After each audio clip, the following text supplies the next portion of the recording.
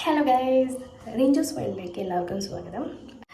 എൻ്റെ പുതിയൊരു വീഡിയോ എന്ന് പറഞ്ഞിട്ടുണ്ടെങ്കിൽ ഞാനും എൻ്റെ ഹസ്ബൻഡിൻ്റെ ഫ്രണ്ട്സ്, അവരുടെ വൈഫ് എല്ലാവരും കൂടെ കാശ്മീർ പോയൊരു വീഡിയോ ആണ് ഇടാൻ പോകുന്നത്.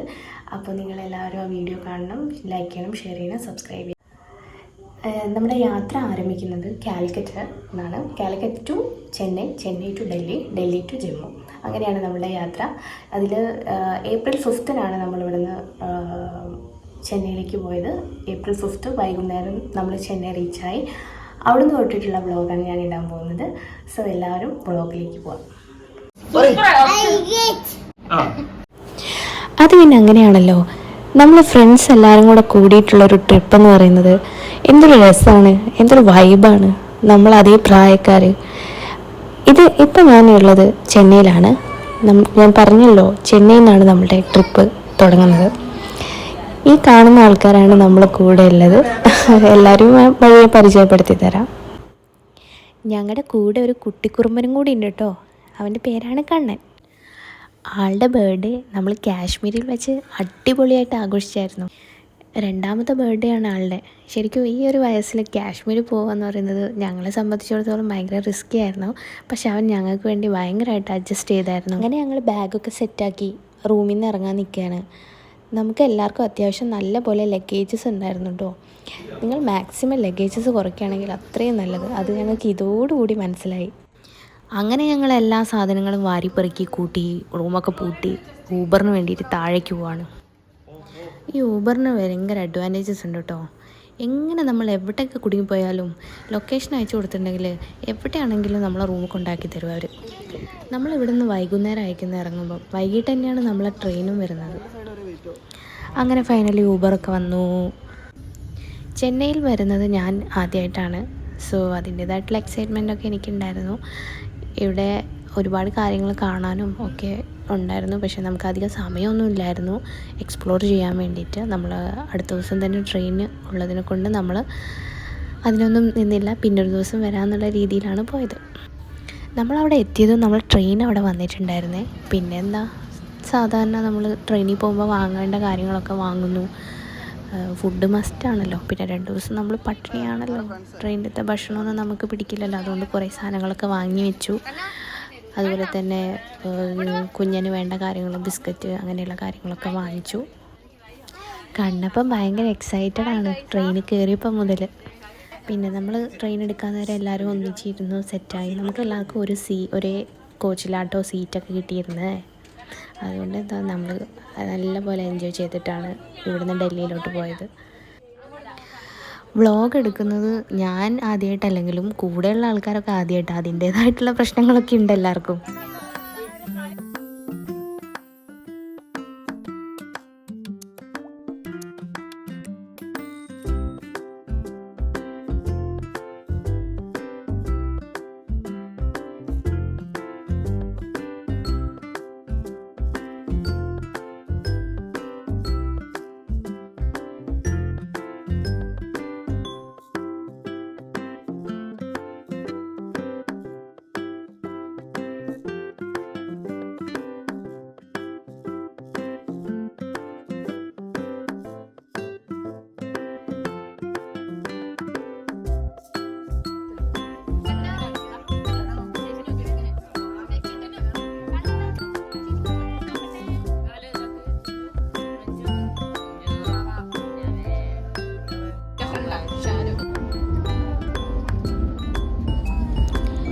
ഇതുപോലുള്ള കുറേ തുരങ്കങ്ങളുണ്ടായിരുന്നു. ഓരോ തുരങ്കത്തിൻ്റെ ഉള്ളിലേക്ക് കയറുമ്പോഴും കണ്ണൻ ഭയങ്കര കരച്ചിലായിരുന്നു. അവന് ഭയങ്കരമായിട്ട് പേടിയായിപ്പോയി ഇരുട്ടും കാര്യങ്ങളൊക്കെ കണ്ടിട്ട്.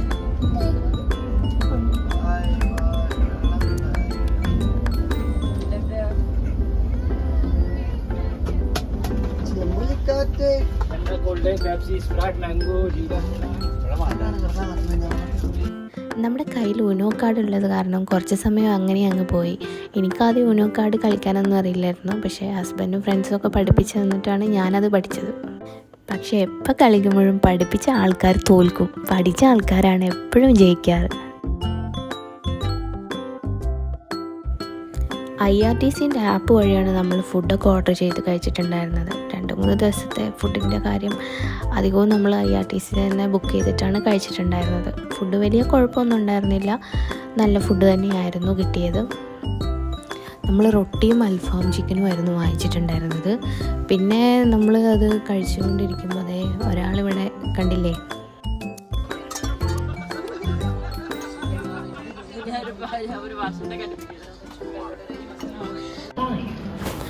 അങ്ങനെ നമ്മൾ ന്യൂഡൽഹി എത്തി. രാവിലെയാണ് നമ്മൾ എത്തിയത്. നമുക്കിനി ഇവിടുത്തെ ഒരു ലോക്കൽ റെയിൽവേ സ്റ്റേഷനിൽ നിന്ന് ജമ്മു തവിയിലേക്കാണ് പോകേണ്ടത്. കണ്ടപ്പോൾ നല്ല ഉറക്കം. അവനെ ഉറക്കത്തുനിന്ന് വിളിക്കുന്നത് അവന് തീരെ ഇഷ്ടമല്ല. ഒരു കരച്ചിലൊക്കെ കഴിഞ്ഞിട്ടുള്ള കിടപ്പാണത്. ഏർലി മോർണിംഗ് തന്നെ ആയിരുന്നതുകൊണ്ട് നമ്മളെല്ലാവരും നല്ല ഉറക്കപ്പിച്ചിലാണ് കേട്ടോ. എണീക്കാതിരിക്കാനും വയ്യല്ലോ. അങ്ങനെ ഫൈനലി ഞങ്ങൾ ഡൽഹി എത്തി. ഇനി ഇവിടുന്നും ഉണ്ടല്ലോ യാത്ര.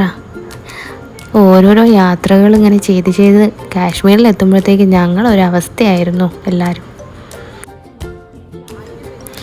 ഡൽഹിയിൽ ഞാൻ ഇതിനു മുന്നേ വന്നിട്ടുണ്ട്. രാജസ്ഥാനിൽ പോകാനുണ്ടായിരുന്നു. അങ്ങനെ രാജസ്ഥാനിലൊരു ഫംഗ്ഷൻ അറ്റൻഡ് ചെയ്ത് വരുന്ന വഴിക്ക് ഡൽഹിയിൽ നിന്നായിരുന്നു നമുക്ക് ട്രെയിൻ ഉണ്ടായിരുന്നത്. അപ്പോൾ അങ്ങനെ ഡൽഹി കണ്ടിട്ടുണ്ടായിരുന്നു. ഡൽഹിയിൽ കുത്തബ് മിനാറും അതുപോലെ ഇന്ത്യ ഗേറ്റൊക്കെ പോയിട്ടുണ്ടായിരുന്നു. പക്ഷെ നമ്മളൊന്നും വിട്ടുപോയി കേട്ടോ, താജ്മഹൽ. അന്ന് ഞങ്ങൾക്ക് താജ്മഹൽ കാണാൻ പറ്റാത്തതിൽ ഭയങ്കര വിഷമമുണ്ടായിരുന്നു. കാരണം ഡൽഹി വരെ വന്നില്ല ഞങ്ങൾ. പക്ഷെ ഞങ്ങൾ കാശ്മീരിൽ നിന്ന് വരുന്ന വഴിക്ക് താജ്മഹലും കണ്ടിട്ടാട്ടോ വരുന്നേ. മോർണിംഗ് തന്നെ ലാൻഡ് ചെയ്തുകൊണ്ട് അധികം ട്രാഫിക് ബ്ലോക്കൊന്നും ഉണ്ടാവാതെ തന്നെ നമ്മൾ കഴിച്ചിലായി ഇവിടുന്ന്.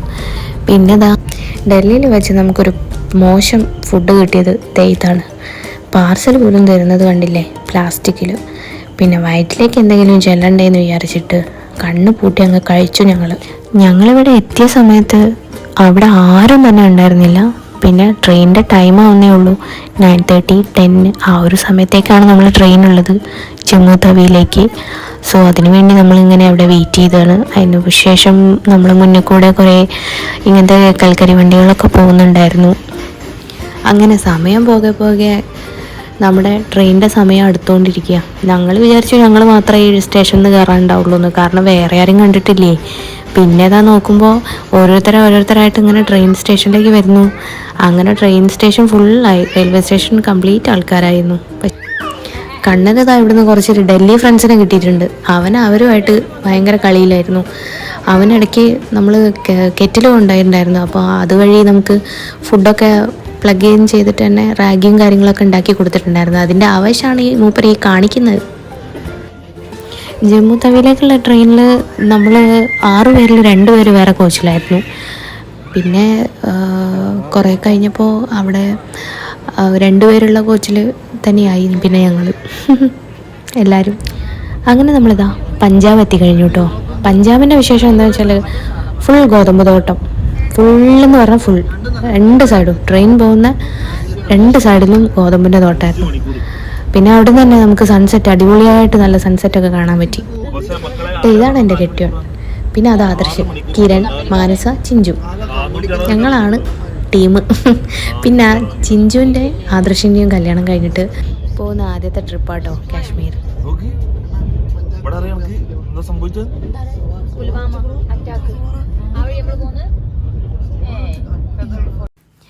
ചിഞ്ചു കലാമണ്ഡലത്തിലൊക്കെ പഠിച്ചിട്ടുള്ളൊരു പ്രൊഫഷണൽ പാട്ടുകാരിയാണ് കേട്ടോ. കുട്ടി നന്നായിട്ട് പാടുകയും ചെയ്യും.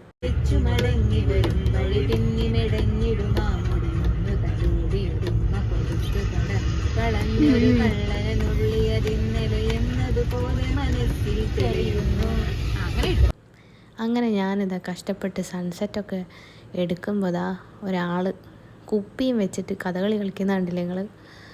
എന്താ ചെയ്യുക. എങ്കിലും ആ വെള്ളത്തുള്ളികൾക്കിടയിലൂടെ ആ സണ്ണിനെ കാണാൻ അതൊരു പ്രത്യേക ഭംഗിയുണ്ട്. അതുകൊണ്ട് ഞാനൊന്നും പറഞ്ഞില്ല. ഫൈനലി ട്രെയിനൊക്കെ ഇറങ്ങി നമ്മളിതാ കാശ്മീരിലേക്ക് പോയിക്കൊണ്ടിരിക്കുകയാണ്. ഒരു അടിപൊളി ഡ്രൈവറായിരുന്നു കേട്ടോ. പുള്ളിക്കാരൻ്റെ ഡ്രൈവിംഗ് സ്കിൽ ഒരു രക്ഷയില്ലായിരുന്നു. പിന്നെ ഇതേപോലെയുള്ള കുറേ തുരങ്കങ്ങളിലൂടെയാണ് നമ്മൾ പോകുന്നത്.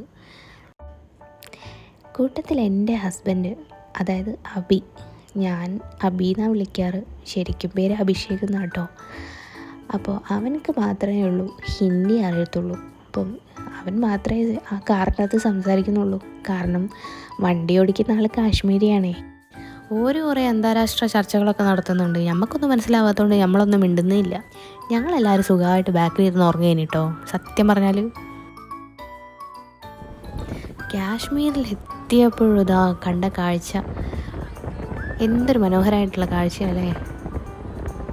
ഇവിടെ ഭയങ്കര സെക്യൂരിറ്റി ആട്ടോ. മുക്കിനും മൂലയിലും നമ്മുടെ Indian army, what a powerful army, അവർ നമുക്ക് പ്രൊട്ടക്ഷന് വേണ്ടി നിൽക്കും. കാശ്മീർ ഇപ്പോൾ ഒത്തിരി മാറി. ഒരുപാട് ടൂറിസ്റ്റുകൾ വരാൻ തുടങ്ങി കേട്ടോ കാശ്മീരിൽ. ആ പുൽവാമ അറ്റാക്ക് വന്നതിന് ശേഷമാണ് കാശ്മീർ കുറച്ചുകൂടി ഡെവലപ്പായത്. അങ്ങനെ പോകെ പോകെ അതാ ദൂരെ മഞ്ഞുമലയൊക്കെ കാണാൻ തുടങ്ങി കേട്ടോ. ഭയങ്കര എക്സൈറ്റ്മെൻ്റ് ആയിരുന്നു എല്ലാവർക്കും. മഞ്ഞ് വാരാനാണല്ലോ എല്ലാവരും കാശ്മീരും മണാലിയും ഒക്കെ പോകുന്നത്. അതുപോലെ തന്നെ നമ്മളും പോകുന്നത്. അല്ലെങ്കിൽ ഓരോ യാത്രയും ഓരോ അനുഭവങ്ങളാണ്. ചില ആൾക്കാരുടെ കൂടെ പോകുമ്പോൾ അതൊരു പ്രത്യേക അനുഭവങ്ങളായിട്ട് മാറുകയും ചെയ്യും. നമ്മുടെ ആദ്യത്തെ ഡെസ്റ്റിനേഷൻ എന്ന് പറയുന്നത് സോനാമർഗായിരുന്നു. സോനാമർഗിലേക്കാണ് നമ്മൾ ആദ്യം പോയത്. എല്ലാവരും തൊപ്പിയും സൂട്ടും ഒക്കെ എടുത്തിട്ടിട്ട് മഞ്ഞ് വാരാൻ പോവുകയാണ്. എന്താ എക്സൈറ്റ്മെൻറ്റ് എല്ലാവർക്കും. വീഡിയോ എഡിറ്റ് ചെയ്യുമ്പോഴാണ് ഞാൻ നോക്കുന്നത്, ഈ മാനസേട്ടൻ എന്താ ഇങ്ങനെ തൊട്ടാവാടി പോലെ കിടക്കുന്നതെന്ന്. വേറൊരു അമ്മളി പറ്റി എനിക്ക്. ഈ വീഡിയോ എടുത്തത് സ്ലോ മോഷനിലും ആയിപ്പോയി. അങ്ങനെ ഞാൻ സ്ലോ മോഷനിൽ എൻ്റെ കെട്ടിയവനെ എടുക്കുന്നു. പീസ്. അങ്ങനെ ഫൈനലി സോനാമർഗിലേക്കുള്ള തുരങ്കമാണിത്. ഈ തുരങ്കം കഴിഞ്ഞ് പുറത്തെത്തിയ നിങ്ങൾക്ക് മഞ്ഞ് കാണാൻ പറ്റുമെന്നാണ് ഡ്രൈവർ അങ്കിൾ പറഞ്ഞത്. അങ്ങനെ ഞങ്ങൾ ഭയങ്കരമായിട്ട് എക്സൈറ്റ്മെൻറ്റിൽ അങ്ങനെ ഇരിക്കുകയാണ്. എപ്പോൾ വരും. കാരണം ഒരുപാട് 4, 5, 7 കിലോമീറ്റർ വരെയുള്ള തുരങ്കങ്ങളാണ് പലതും കാശ്മീരിലുള്ളത്.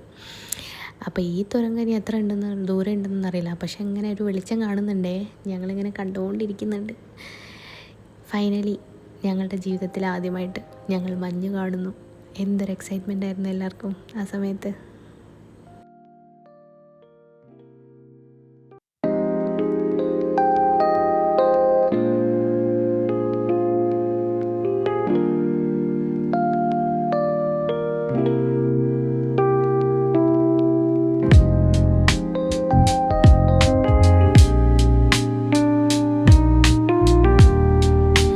അങ്ങനെ ഞങ്ങളുടെ ഫസ്റ്റ് ഡെസ്റ്റിനേഷനായ സോനാമർഗിലേക്ക് ഞങ്ങളെല്ലാവരും കാലുകുത്തിയിരിക്കുന്നു. ഇവിടെ അത്യാവശ്യം നല്ല തിരക്കുണ്ടായിരുന്നു കേട്ടോ ഞങ്ങൾ വന്ന സമയത്ത്. ഞങ്ങൾ പോയ സീസൺ എന്ന് പറയുന്നത് സ്നോഫോളൊക്കെ അത്യാവശ്യം നിന്നിട്ടുള്ള സീസണായിരുന്നു കേട്ടോ. പക്ഷെ നമുക്ക് ഏറ്റവും ടോപ്പിലെത്തിയായിരുന്നു. നമ്മളൊരു മല കയറി ടോപ്പിൻ്റെ മുകളിലെത്തിയപ്പോൾ, ഒരു മലയുടെ മുകളിലെത്തിയ സമയത്ത് പെട്ടെന്നൊരു സ്നോഫോൾ ഉണ്ടായിരുന്നു. അത് നമ്മളൊരു റീലെടുക്കുമ്പോഴാണ് ഉണ്ടായത്.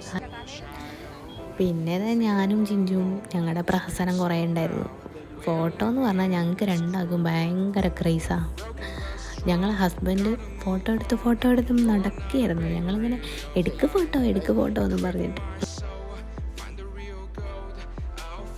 നമ്മുടെ കൂടെയുള്ള കുറുമ്പൻ്റെ ബർത്ത്ഡേ ആണ് കേട്ടോ ഞങ്ങൾ ആഘോഷിക്കുന്നത്.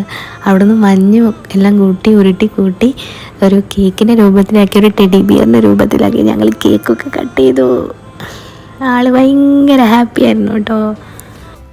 പിന്നെ ഈ റീലൊക്കെ എടുത്തു തന്നത് നമുക്ക് അവിടെ ഇങ്ങനെ ടൂറിസ്റ്റ് പ്ലേസിൽ നമുക്ക് ഇങ്ങനെ റീലൊക്കെ എടുത്തു തരും. 200 രൂപയ്ക്ക് ഒരു ഇത്ര 30 സെക്കൻഡ് റീല് അങ്ങനെ പറഞ്ഞിട്ട് ഞങ്ങളുടെ റീലാണിത്, ഞാനും എൻ്റെ ഹസ്ബൻഡും. വാവ്, അടിപൊളിയായിട്ടുണ്ടല്ലേ. ഞങ്ങളുടെ റീലെടുക്കുമ്പോഴാണ് മഞ്ഞ് പെയ്തത്. അതൊരു അടിപൊളി ഫീലായിരുന്നു കേട്ടോ.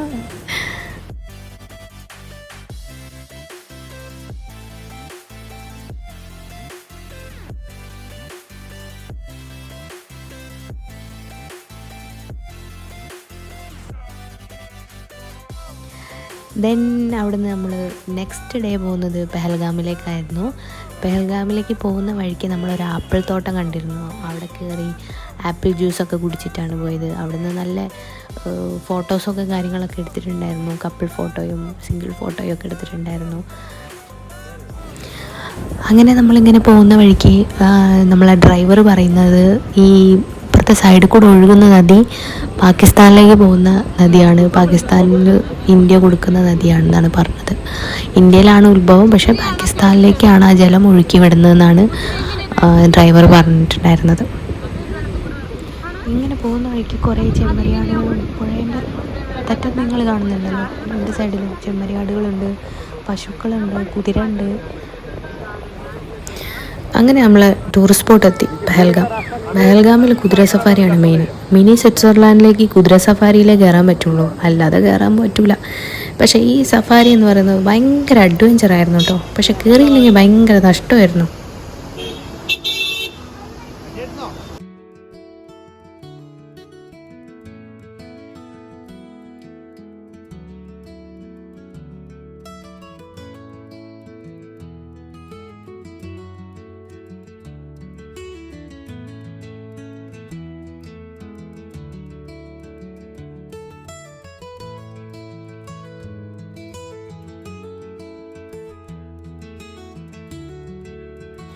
അങ്ങനെ ഞങ്ങൾ മിനി സ്വിറ്റ്സർലാൻഡും കണ്ട് എൻജോയ് ചെയ്ത് ഞങ്ങൾ പിന്നെ പോയത് ശങ്കരാചാര്യ ടെമ്പിളിലേക്കാണ്. അവിടെ പോകുന്ന വഴിക്കാണ് നമുക്ക് ദാൽ ലേക്കും കാണാൻ പറ്റും കേട്ടോ. ദാൽ ലേക്ക് എന്ന് പറഞ്ഞാൽ ഭയങ്കരമായിട്ട് വിഭജിച്ച് കിടക്കുന്നൊരു തടാകമാണ്. അവിടെ എന്ന് വെച്ചാൽ ഷിക്കാരികളുടെ എന്നാണ് പറയുന്നത്. അത് തടാകത്ത് കൂടെ ഉള്ള ഒരു 1 hour റൈഡ്. ശങ്കരാചാര്യ ടെമ്പിളിലേക്ക് അത്യാവശ്യം നല്ലോണം പടി കയറി പോകാനുണ്ട് മേലേക്ക്. ഒരു മലയുടെ മുകളിലായിട്ടാണ് ഈ ടെമ്പിൾ സ്ഥിതി ചെയ്യുന്നത്. ഈ ടെമ്പിളിൽ ഒരുപാട് ഐതിഹ്യ കഥകളുണ്ട്. ശ്രീനഗറിലെ 300 അടി മേലെയാണ് ഈ ടെമ്പിൾ സ്ഥിതി ചെയ്യുന്നത്. അതുപോലെ തന്നെ ഇവിടുത്തുകാരുടെ ഏറ്റവും പഴക്കം ചെന്ന ഒരു ടെമ്പിളായിട്ടാണ് ശ്രീനഗറിലെ ഏറ്റവും പഴക്കം ചെന്ന ടെമ്പിളായിട്ടാണ് ഈ ടെമ്പിളിനെ കാണുന്നത്. അവിടെ കാണുന്ന എല്ലാ മണിയും കണ്ണനടിക്കുന്നുണ്ട്. അവൻ ഇതൊക്കെ ഒരു രസമല്ലേ. അവൻ്റെ പ്രായത്തിൽ അവൻ കുറേ കുറുമ്പും കുസൃതിയും ഒക്കെ കാണിച്ച് നടക്കല്ലേ. അവന് ഭയങ്കര എക്സൈറ്റ്മെൻ്റ് ആയിരുന്നു എല്ലാ സ്ഥലത്തും. നമ്മൾ എവിടേക്കാണോ പോകുന്നത് അവിടേക്ക് അവനും മാക്സിമം എൻജോയ് ചെയ്തിട്ടുണ്ട് നമ്മുടെ കൂടെ.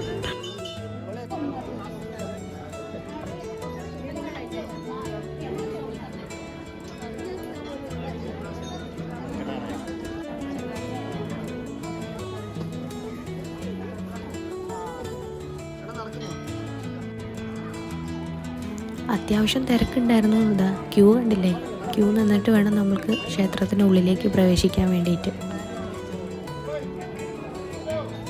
ഇവിടെ ഒരുപാട് പ്രമുഖ വ്യക്തികളൊക്കെ വന്നു പോയിട്ടുണ്ട് കേട്ടോ. അതിൻ്റെ പിക്ചേഴ്സാണ് അവിടെ ഉള്ളത്.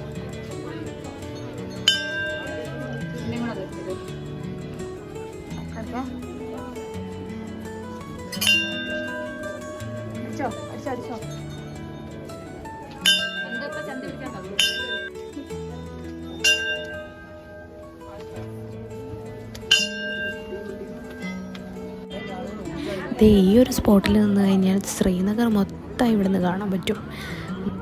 സ്നോഫോളിൻ്റെ സമയത്ത് ഈ സ്ഥലം എന്ന് പറയുന്നത് ഫുള്ളി മഞ്ഞുകളാൽ മൂടപ്പെട്ട ഒരു ഇടമാണെന്നാണ് അവിടുത്തുകാർ പറയുന്നത്.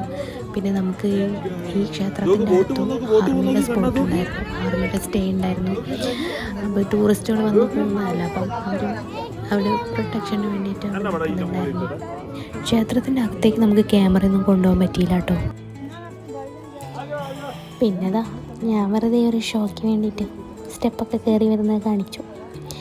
അവിടെ നിന്ന് അങ്ങോട്ട് പിന്നെ പോയത് തുലിപ് ഗാർഡനിലേക്കാണ്.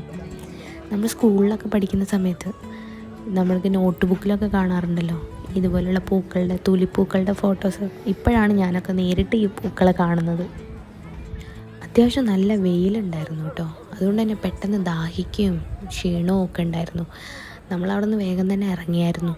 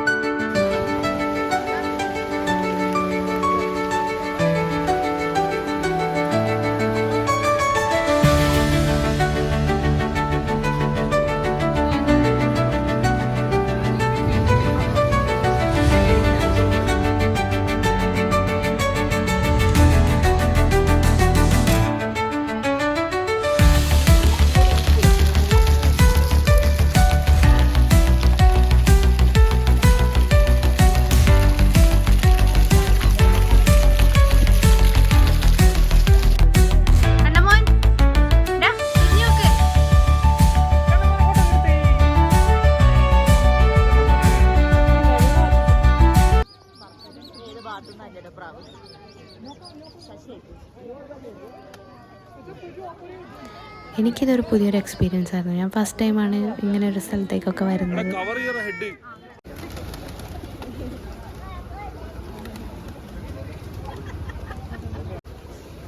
അവിടുന്ന് പിന്നെ കണ്ണൻ്റെ പ്രാവിനെ ഓടിക്കാൻ വേണ്ടിയിട്ട് അവൻ പെടുന്ന പാടാണിത്. അങ്ങനെ അതെല്ലാം കഴിഞ്ഞ് അവൻ്റെ കുറച്ച് ഫോട്ടോസൊക്കെ എടുത്തു. പിന്നെ നമ്മൾ പോയത് ഷിക്കാരി റൈഡിലാണ്. ഷിക്കാരി റൈഡും ഇതേപോലെ തന്നെ ഒരു പുതിയൊരു എക്സ്പീരിയൻസ് ആയിരുന്നു. തടാകത്ത് കൂടെ, അതും വലിയൊരു തടാകത്ത് കൂടെ ഇങ്ങനെ ഒരു തോണിയിൽ, കുഞ്ഞു തോണിയിൽ പോകുന്നത് നല്ലൊരു എക്സ്പീരിയൻസ് ആയിരുന്നു. അതും ഒരു സൺസെറ്റ് സമയത്താണ് നമ്മൾ പോയത്.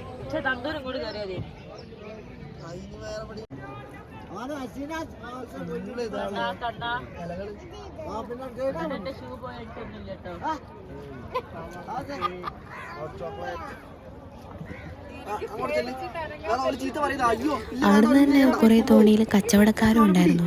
ഈ നമ്മുടെ കാശ്മീരി ഡ്രസ്സ്, അതുപോലെ തന്നെ കാവ, അവിടുത്തെ ഒരു സ്പെഷ്യൽ ചായയാണ്. അതൊക്കെ ഞങ്ങൾ വാങ്ങിച്ച് കുടിച്ചിട്ടുണ്ടായിരുന്നു. അതൊരു അടിപൊളി ചായയായിരുന്നു കേട്ടോ. പിന്നെ കബാബ്, അങ്ങനെയുള്ള കുറേ സാധനങ്ങൾ, ഭക്ഷണ സാധനങ്ങൾ വിൽക്കുന്നുണ്ടായിരുന്നു.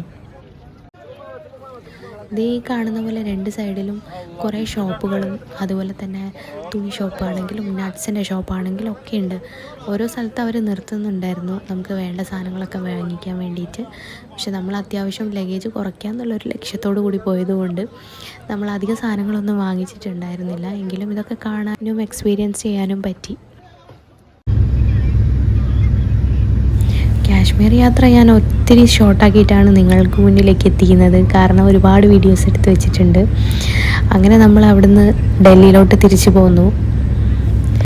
And finally we reach Agra. ആഗ്രയിൽ എന്താണെന്നറിയാലോ, താജ്മഹൽ കാണാനാണ് നമ്മൾ നെക്സ്റ്റ് ഇനി പോകുന്നത്. അങ്ങനെ നമ്മൾ ഫൈനലി താജ്മഹലിലെത്തി. താജ്മഹലിന് മുന്നേ ആയിട്ട് നമുക്ക് ടിക്കറ്റ് കൗണ്ടർ ഉണ്ടായിരുന്നു. അവിടുന്ന് ടിക്കറ്റൊക്കെ എടുത്തു.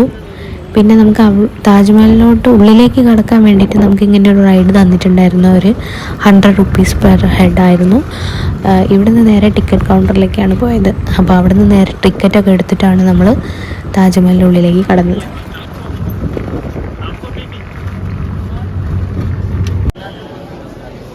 ഇവിടുത്തെ സെക്യൂരിറ്റി ചെക്കിംഗ് എന്ന് പറഞ്ഞിട്ടുണ്ടെങ്കിൽ ഒരു പ്രാവശ്യമൊന്നുമല്ല, 2-3 പ്രാവശ്യം സെക്യൂരിറ്റി ചെക്കിംഗ് ഒക്കെ ചെയ്തിട്ടാണ് നമ്മളെ തന്നെ ഉള്ളിലേക്ക് അവർ കടത്തുക. പിന്നെ ഒരു ഫുഡ് സാധനങ്ങളോ അങ്ങനെ ബാഗ് ഒന്നും തന്നെ ഉള്ളിലേക്ക് കടത്തൂല അവർ. ക്യാമറ ഒക്കെയാണ്, മറ്റൊരു സാധനങ്ങളും അവർ ഉള്ളിലേക്ക് എടുക്കൂല. നമ്മുടെ കൂടെ ഒരു ഗൈഡ് ഉണ്ടായിരുന്നു. നമുക്ക് എന്തൊക്കെ കാര്യങ്ങളാണ് ഇവിടെ ഉള്ളത്, എന്താണ് ഇതിൻ്റെ ചരിത്രം എന്നൊക്കെ എക്സ്പ്ലെയിൻ ചെയ്യാനായിട്ട്. बट उससे पहले देखिए लोग की गेट के ऊपर देखिए ना वाइट वाले डोम छोटा स्मॉल वन, तो आप लोग काउंट करिए, गिनती करिए सर. अभी देख रहे हैं 11 dome main side, same 11 back side. यानी ताजमहल बनाने में जो 22 years का टाइम लगा, तो ये उसी चीज़ का सिंबल निशानी रखा है. क्योंकि ताजमहल का जो अपना वर्क स्टार्ट हुआ वो 1631, कंप्लीट हुआ वो 1653, तो -22, तो उसी तरह 22 डोम रखिएगा. 11 man side, 11 also back side. और वो देखिए भैया राइट साइड से स्टार्ट आप लोग देख रहे हैं, तो ये ताजमहल का साउथ यानी कि लेबर दिख रहा है. और लेबर यानी जो 20,000 लेबर बनाए ना ताजमहल, तो सभी लेबर उसके बैक साइड पर ही रहा करते. जो आप लोग सुना ना जिनके हाथ काट दिए थे, वो यही वाला.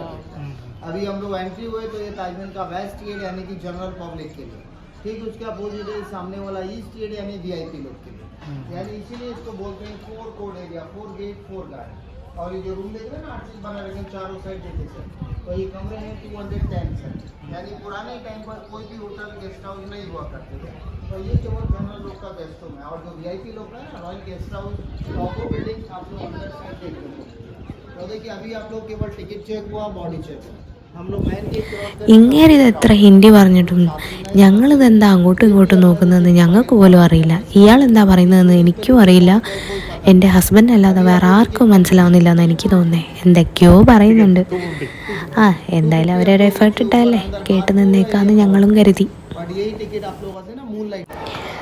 അങ്ങനെ ഞങ്ങളിതാ കണ്ണിൻ്റെ മുന്നിൽ കാണാൻ പോകുന്ന ഈ മഹാത്ഭുതം, അതിനുള്ള എക്സൈറ്റ്മെൻ്റാണ്.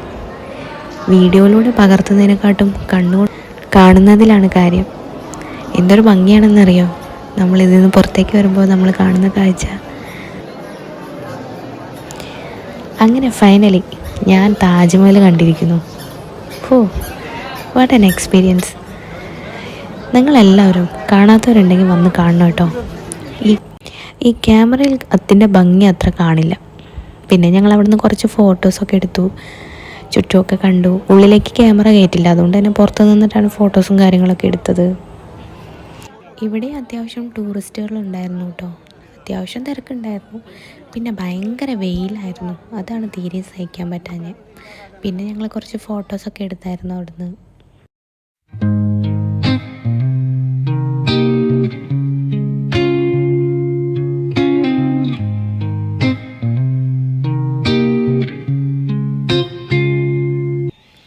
അങ്ങനെ അവസാനം നമ്മൾ എവിടെയാണോ തുടങ്ങിയത് അവിടെ നമ്മൾ എത്തിയിരിക്കുന്നു, ചെന്നൈ.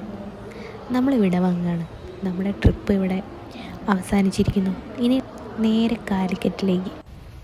അത്യാവശ്യം എല്ലാവരും നല്ല ടയേർഡായിട്ടുണ്ടായിരുന്നു, കാരണം ഇത്രയും ദിവസത്തെ ഒരു ട്രിപ്പായിരുന്നു. ട്രാവലിംഗ് ഉണ്ട് അതിൻ്റെ കൂടെ, എല്ലാം കൊണ്ടും നമ്മളൊരു 10-13 ദിവസത്തോളം ഉണ്ടായിരുന്നു. ആൻഡ് ഫൈനലി ഈ ഒരു ബോർഡ് കാണുമ്പോഴുള്ള സുഖമുണ്ടല്ലോ, കോഴിക്കോട്, അതൊരു പ്രത്യേക സുഖമായിരിക്കും.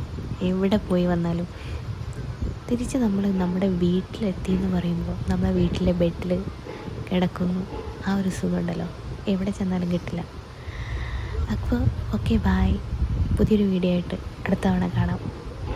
Bye bye.